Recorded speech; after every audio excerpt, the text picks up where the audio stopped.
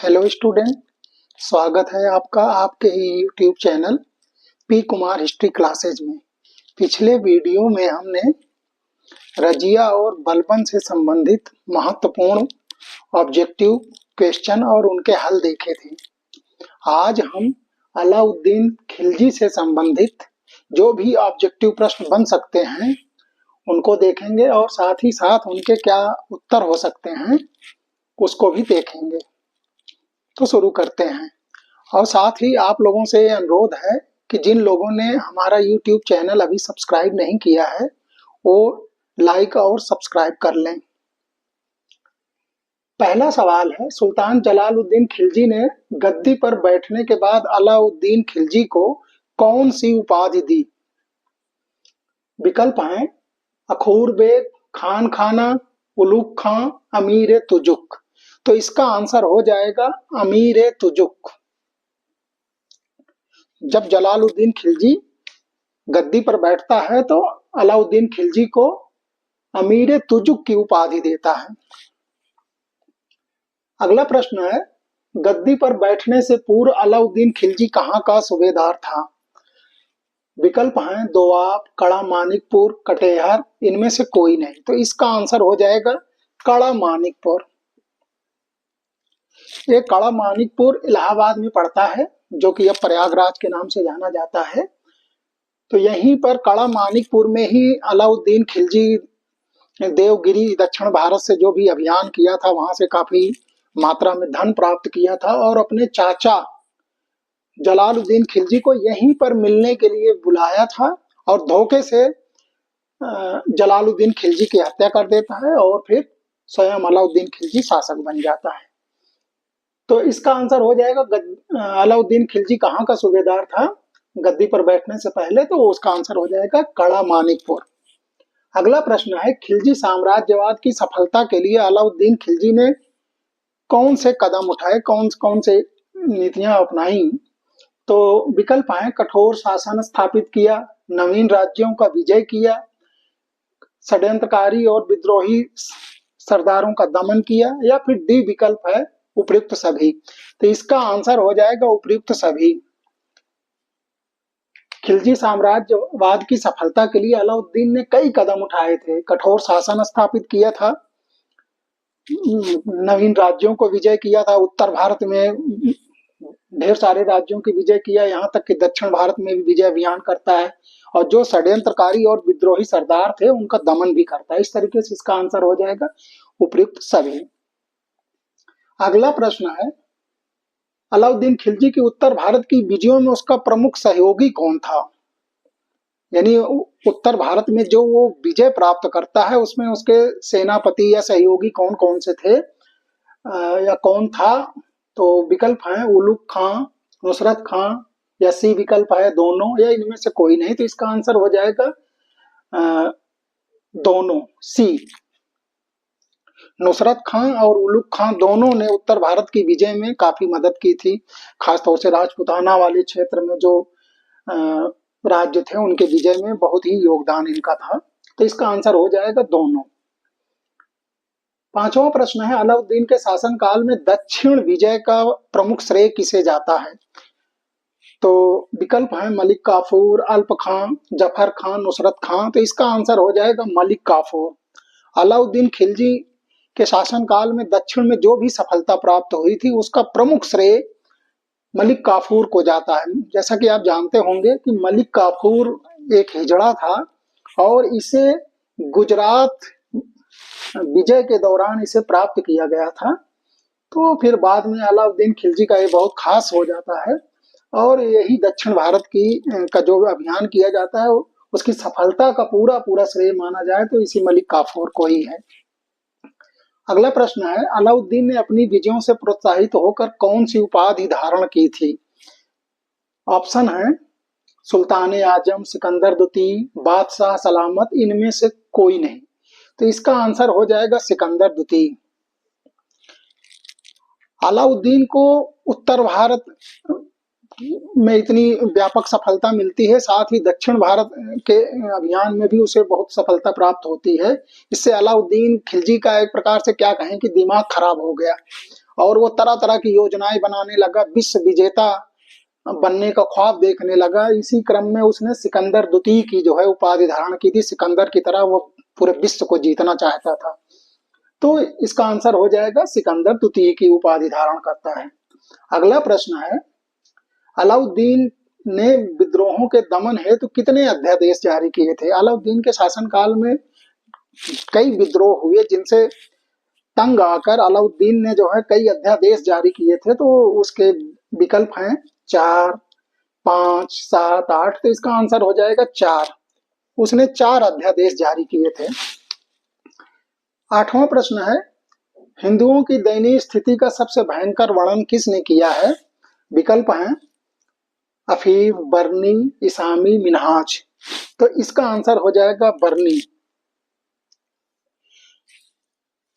बरनी वर्णन करता है कि अलाउद्दीन के शासनकाल में हिंदुओं की स्थिति बहुत खराब हो जाती है और हिंदुओं के घर की औरतें जो है मुसलमानों के यहाँ जाके बर्तन धोया करती थीं। तो इस तरीके से हिंदुओं की जो दयनीय स्थिति है उसका भयंकर वर्णन जो है बरनी, जियाउद्दीन बरनी करता है। नेक्स्ट है, अलाउद्दीन ने कौन सी भूमि लोगों से छीनी? विकल्प हैं मिल्क में जो दी गई थी भूमि, इनाम व इद्रारात में, वक्फ, या फिर उपयुक्त सभी। तो इसका आंसर हो जाएगा उपयुक्त सभी।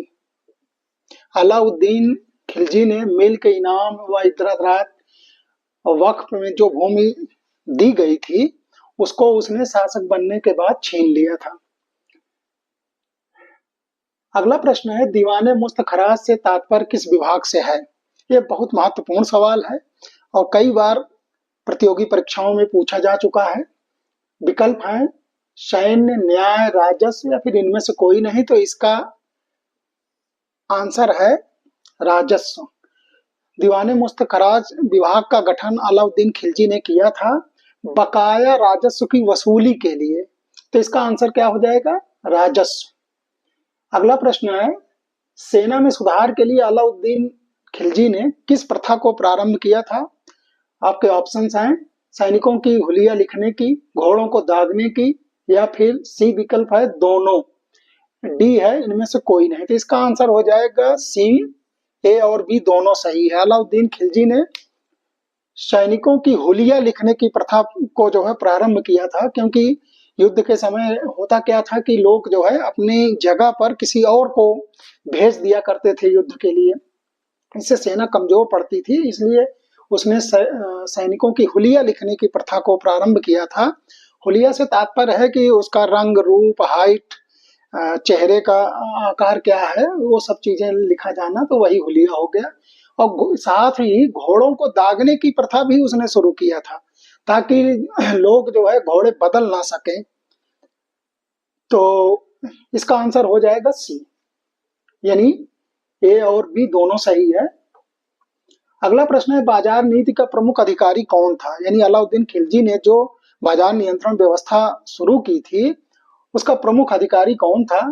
विकल्प है दीवाने रियासत, या फिर इसे सहना मंडी भी कहा जाता था, बी है कारकून, सी है बरीद मंडी, या फिर डी मुनियांस। तो इसका आंसर हो जाएगा ए, दीवाने रियासत या फिर सहनाए मंडी।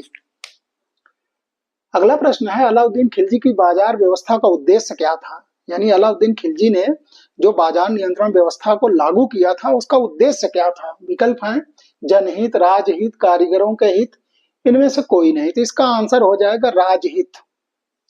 अलाउद्दीन खिलजी के बाजार नियंत्रण व्यवस्था का उद्देश्य राजहित था।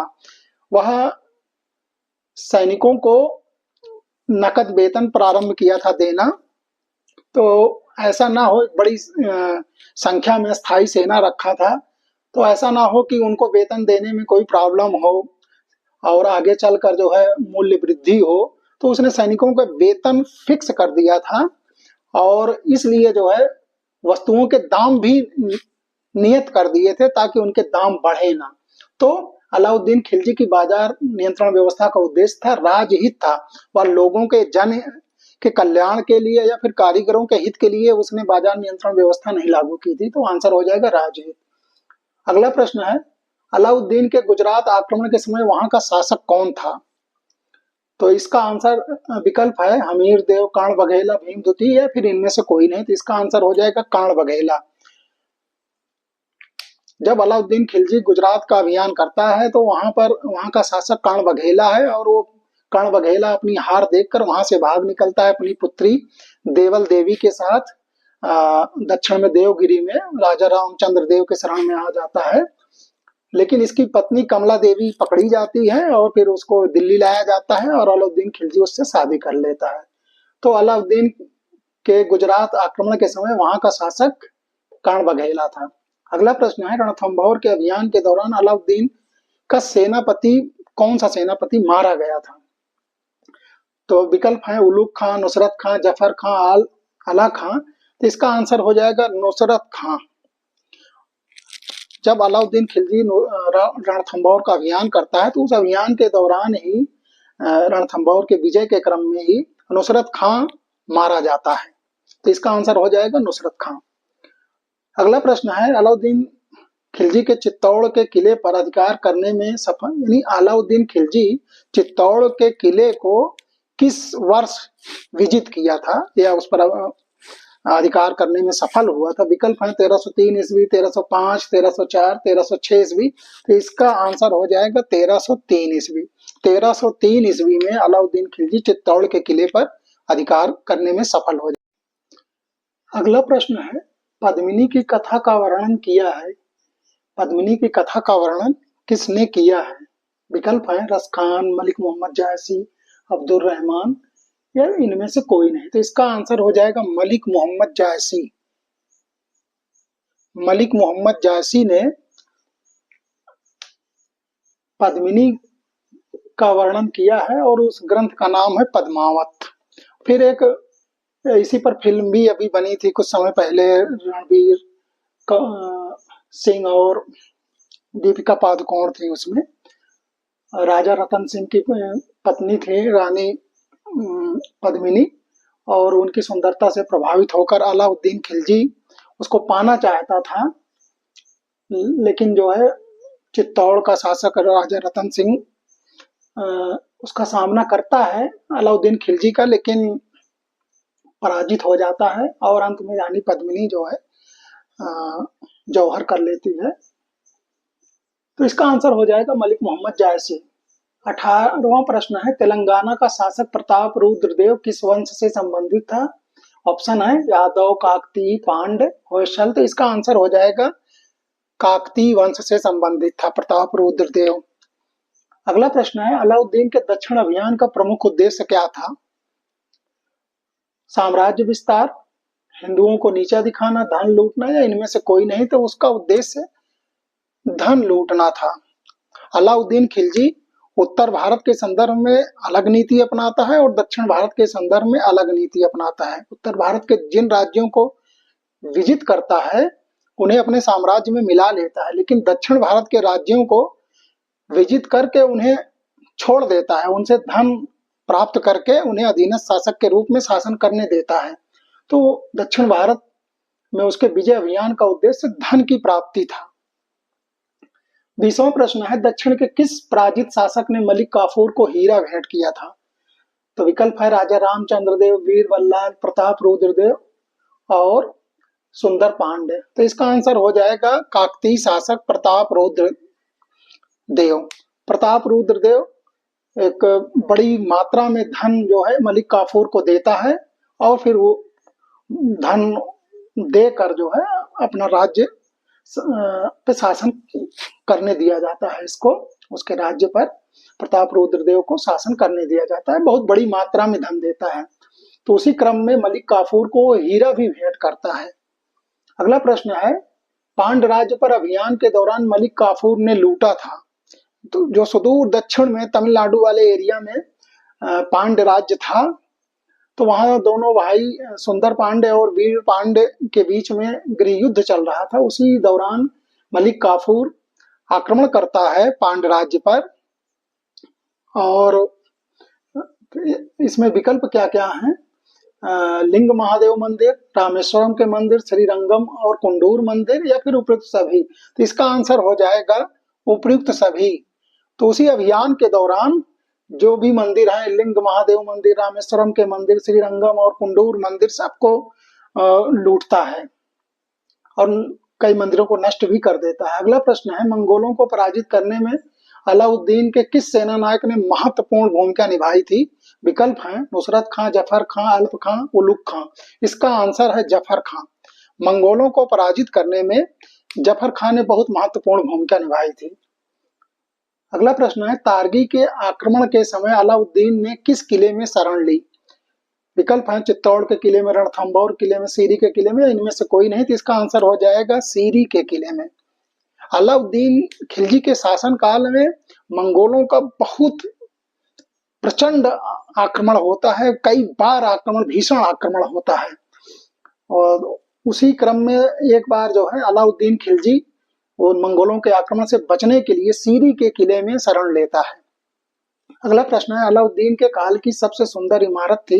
विकल्प है हजार खंबा महल, अलाई दरवाजा, सीरी का किला, इनमें से कोई नहीं। तो इसका आंसर हो जाएगा अलाई दरवाजा। अलाउद्दीन खिलजी के शासन काल में सबसे सुंदर इमारत अलाई दरवाजा थी। अगला प्रश्न है, मंगोलों ने अलाउद्दीन पर अंतिम आक्रमण कब किया था? तो विकल्प है 1303 ईस्वी, 1304, 1305 और 1306 ईस्वी। तो इसका आंसर हो जाएगा 1306 ईस्वी। नेक्स्ट है, राय रायन की उपाधि अलाउद्दीन ने किसे प्रदान किया? ऑप्शन है कन्हड़ देव, रामचंद्र देव, प्रताप रुद्र देव, शंकर देव। तो इसका आंसर हो जाएगा रामचंद्र देव। अलाउद्दीन खिलजी ने देवगिरी के शासक रामचंद्र देव को राय रायन की उपाधि दी थी। अगला प्रश्न है, दिल्ली के किस सुल्तान ने सर्वप्रथम धर्म पर राज्य का नियंत्रण स्थापित किया? ऑप्शन है इल्तुतमिश, बलबन, जलालुद्दीन खिलजी, अलाउद्दीन खिलजी। इसका आंसर हो जाएगा अलाउद्दीन खिलजी। अलाउद्दीन खिलजी ने राज्य के मामलों में धर्म के हस्तक्षेप को स्वीकार नहीं किया। उसने एक बार काजी मुगुसुद्दीन से कहा था कि मैं नहीं जानता हूं कि सरा में क्या लिखा हुआ है, मैं वही करता हूं जो राज्य के हित में होता है।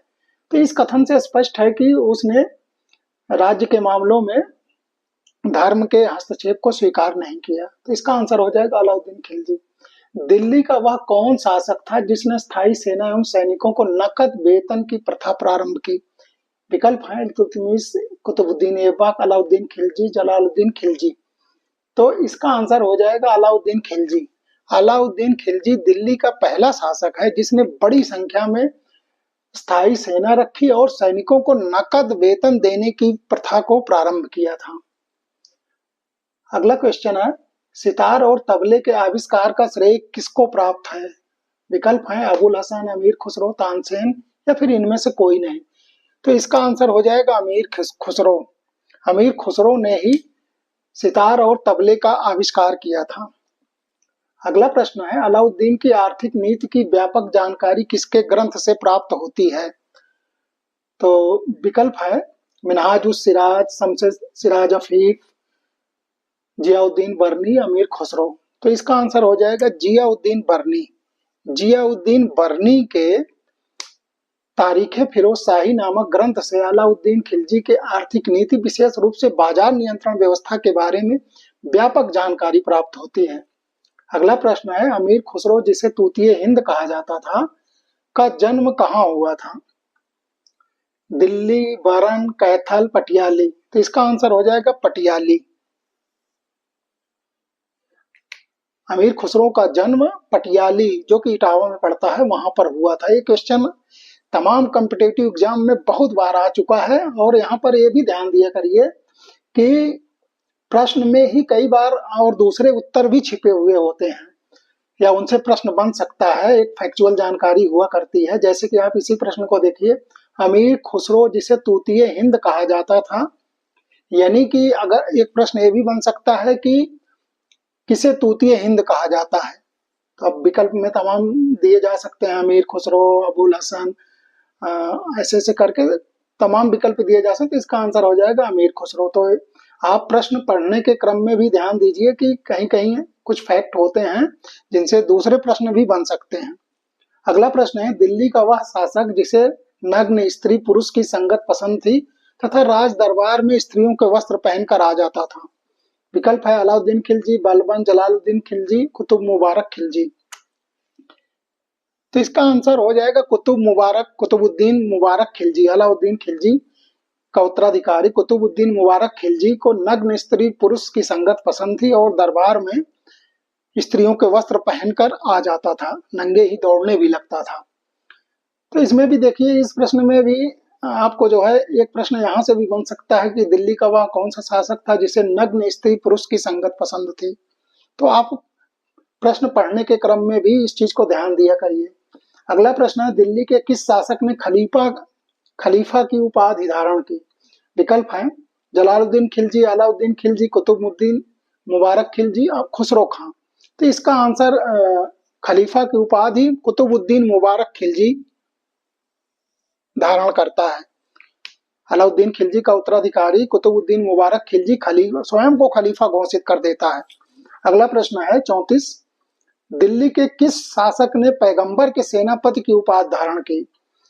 विकल्प है बलबन, इल्तुतमिश, खुसरो खां, मुबारक खां। तो इसका आंसर हो जाएगा खुसरो खां। कुतुबुद्दीन मुबारक खिलजी का जो वजीर था खुसरो खां स्वयं को जो है पैगंबर के सेनापति की उपाधि धारण करता है। Thank you for watching.